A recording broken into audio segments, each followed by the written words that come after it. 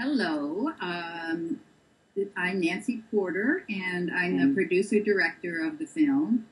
And I'm Harriet Risen, and I wrote and produced the film with Nancy.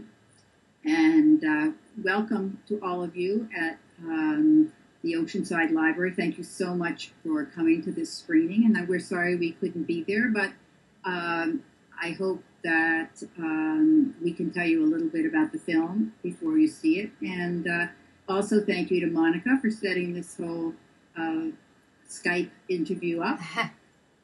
So we had a few things that we wanted to Tell you that, right. People usually ask us how this film came to be. Well, Nancy and I are old friends, and I have had an obsession with Louisa May Alcott from childhood, and like many people, the book was a bond between me and my mother.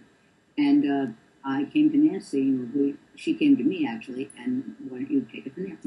Well, I have been making films for public television for many years, and primarily portraits. I really like doing films about people who have done amazing things and finding out what makes them tick. And I, too, have loved Louisa and loved her books as a child. So Harriet came to me at one point, many years ago, actually, and suggested we make this film. And we tried a few ventures, a few avenues, and it really wasn't until about 2002 that we saw a window of opportunity, because I had just made a film about Typhoid Mary for Nova and had gotten some funding from the NEH. And it seemed that we should strike while the iron is hot, so Harriet wrote an amazing proposal. And we went back to the NEH and got a lot of our funding from them. And then it took a number of years to raise the rest of the money. As I say, we sort of found a window of opportunity, but the window stayed open for several years. Right. For at least, about 5 years Right. until we were ready to go. Raising money from various sources. We had to have a lot of skills, but the National Endowment for the Humanities really was our mainstay, and we were quite grateful to them. Right. But in the meantime, of course, while we were writing the grants, at a certain point we were able to plan the film. We did a couple of interviews with some very old women you will see later, and I worked on the script. We wanted it to be based on original sources, and it didn't feel right having Louisa say something that Louisa did not write, or for that matter, all the characters in the film. And it was lucky that I had been interested in her for so long, because she wrote an awful lot and I had a lot of choice, but I was quite familiar with it by the time I got down to do this script. Right. By the way, I think we should be looking at the camera here. We're looking at a little picture of ourselves. We're not that experienced with Skype interviews. So Where's the camera? The camera is right here. Oh, okay. Okay. Anyway, we're usually behind the camera, not in front of the camera.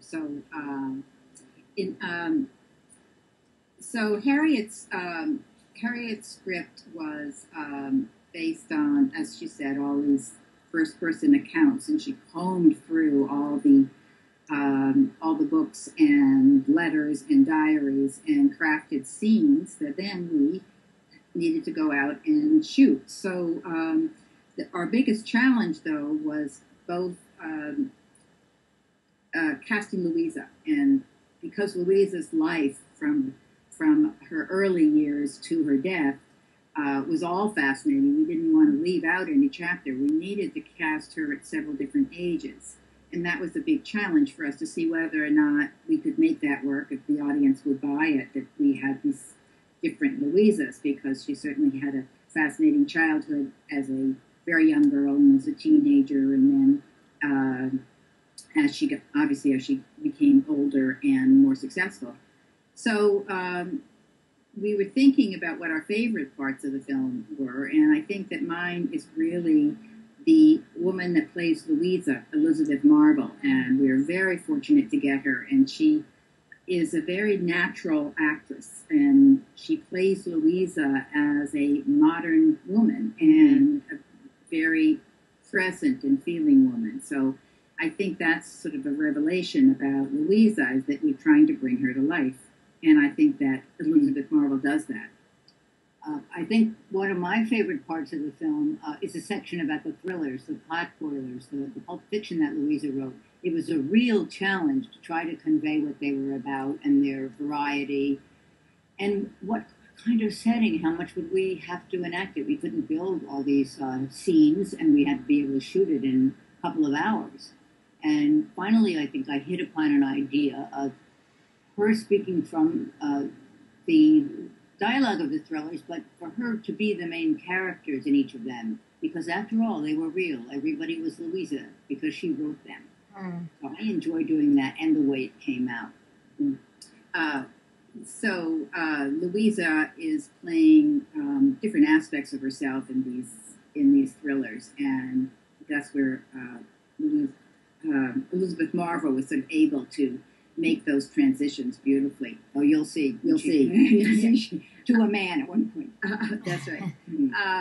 Another big challenge was actually shooting in some of the original locations, one of them being Orchard House, which was where Louisa actually wrote Little Women, and she and her family lived for many years in Concord, and it's now a museum. And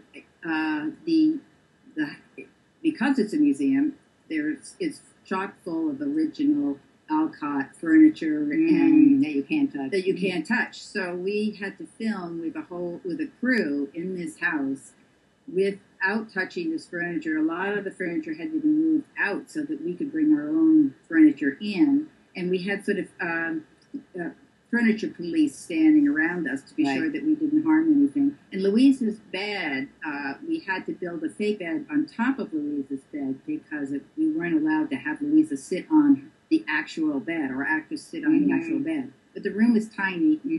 Like on the fake desk also. Fake desk. And the room was sort of 9 by 12, and we probably had 8 people in there.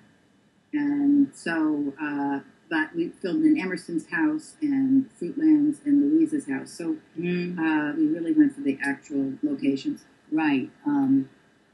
I think it's interesting. You'll see one scene where Louisa is very ill, and she's in her actual bed, and you see a hallucination that she had, and that was a very interesting thing to do. The animator, a very talented woman named Lisa Crass, went to Orchard House and took photographs of the room, so that when you see the hallucination, take a look and you'll see that that's in the background. Right. So I wondered, Monica, do you have any questions you'd like to ask us before we sign off, or? No, I think that's great. I think we should just enjoy the show. Yeah. We hope you enjoy the film, and thank you for coming, and thank you for Monica for holding this event. Please feel free. Monica has our email addresses. If you have any questions, please feel free to contact us. Right, and check the website. LouisaMayAlcott.net. You can buy the film, the book, and also you can see a gallery of photographs and archival photographs. There's a lot there. Timeline. Yeah. So there's all things Alcottiana. So enjoy, and thank you very much for coming. Thank you both.